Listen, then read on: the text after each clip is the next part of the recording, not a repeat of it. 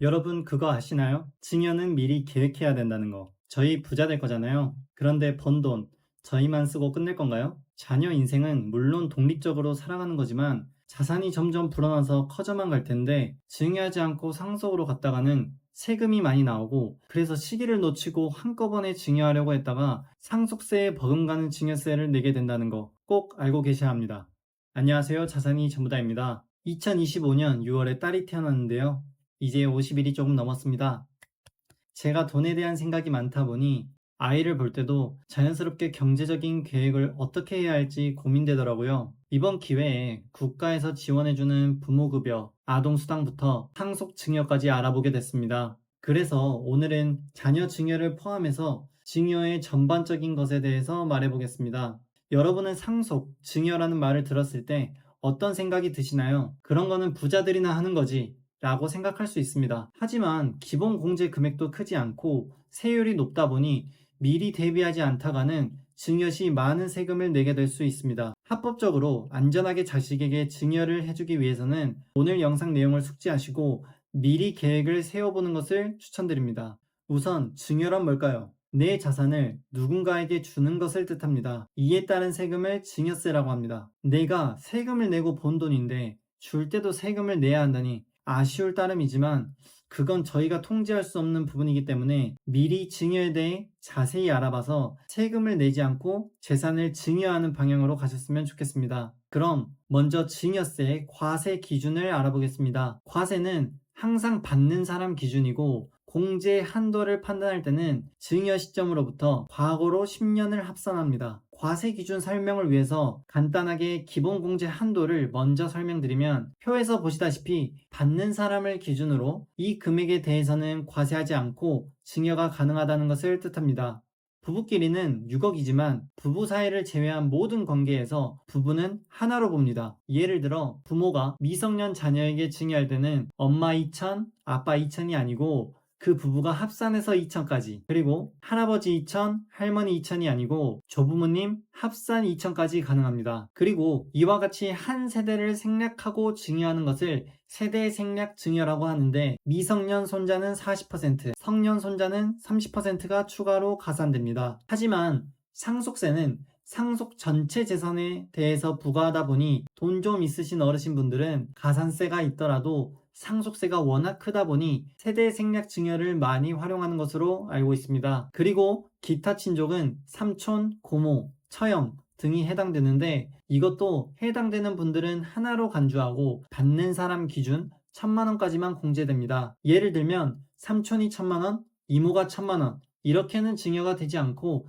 다 합쳐서 1,000만원까지 가능합니다. 추가로 결혼이나 출산이 있었다면 전후 2년간 공제 한도가 1억이 추가됩니다. 기본 공제 한도는 이렇게 설명을 마치고 다시 돌아와서 과세 기준에 대해 설명드리겠습니다. 예를 들어볼까요? 세법이 동일하다는 하에 2025년 8월 13일에 출생이 등록되었습니다. 제가 태어나자마자 증여를 했다면 증여한 날을 기점으로 과거로 10년 동안 받은 게 있는지 확인합니다. 이제 출생했기 때문에 볼 것도 없습니다. 그럼 2025년 8월 13일에 미성년 자녀에게 2천만원 증여하고 2035년 8월 14일에 2천만원 증여를 한다면 두 번째 증여한 날로부터 과거로 10년 동안 증여한 금액이 없기 때문에 기본 공제 한도가 리셋돼서 2천만원 무상 증여가 가능합니다. 그런데 다음 10년을 기다리고 있는데 도중에 2044년 8월 13일 만 19세 성년이 되었습니다. 그러면 공제 한도가 5천만원으로 늘어나서 증여하려고 한다면 2천만원을 증여한 지 9년이 지났지만 3천만원을 추가로 할 수 있고 그 다음 연도에는 2천만원 증여한 지 10년이 되어 2천만원을 추가로 증여가 가능합니다.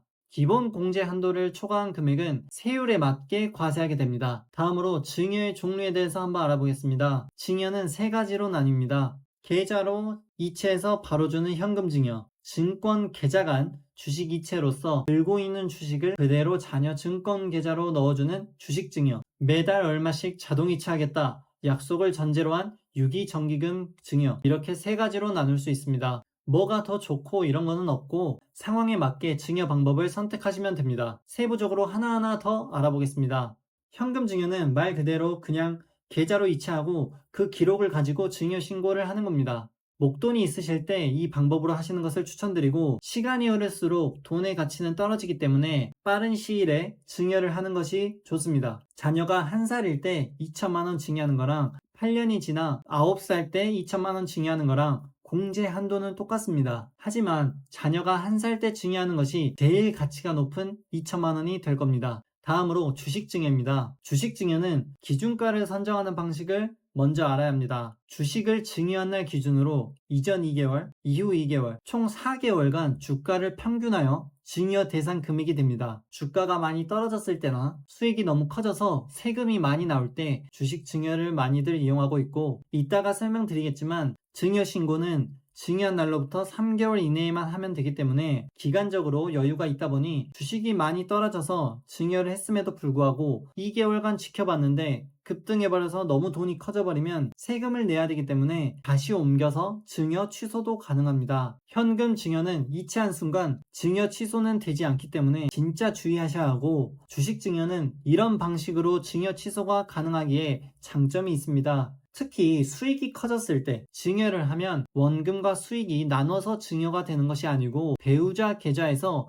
4개월간 평균 주가로 매입가가 바뀌기 때문에 양도소득세를 많이 줄일 수 있습니다. 배우자 증여는 6억이나 기본공제가 되다 보니 저도 나중에 수익이 커진다면 배우자에게 증여를 하려고 생각하고 있습니다. 수익금 2억만 돼도 양도소득세 22%인 4,400만 원을 내려면 너무 크다 보니 증여를 활용할 것 같습니다. 마지막으로 유기정기금 증여는 매달 얼마씩 자동이체로 자녀 계좌에 넣어주겠다는 약속을 근거로 증여를 하는 방법입니다. 이 방법은 화폐의 시간가치 하락으로 인해 실질 한도를 국가에서 조금 더 늘려주고 있습니다. 다음으로 세율 구간 한번 보겠습니다. 과세표준에 세율을 곱하고 누진공제를 빼주면 증여세액이 나옵니다. 예를 들어서 직접 해보겠습니다. 부모가 5천만 원의 돈을 미성년 자녀에게 증여한다. 2천만 원은 기본 공제되어 3천만 원이 과세 표준이 되고 3천만 원의 10%인 300만 원의 증여세를 납부하게 됩니다. 할머니가 1억을 미성년 손자에게 증여한다면 2천만 원이 기본 공제되고 8천만 원에 대해 10% 구간이 적용되는데, 세대 생략 증여로 미성년은 40% 가산되어 8천만 원 곱하기 0.14, 1120만 원 세금이 발생합니다.